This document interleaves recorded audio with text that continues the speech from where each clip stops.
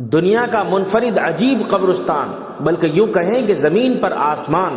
पुराना समरकंद एक ऐसा इलाका है जिसमें अनवार व तजल्लियात की जो बारिश होती है उसे एक आम आदमी भी महसूस कर लेता है।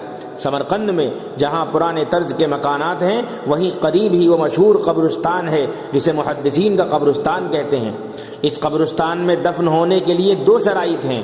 पहला, मरहूम अपने वक्त का माना हुआ मुहद्दिस व मुफस्सिर हो। दूसरा, मरहूम मुहद्दिस का नाम मोहम्मद हो।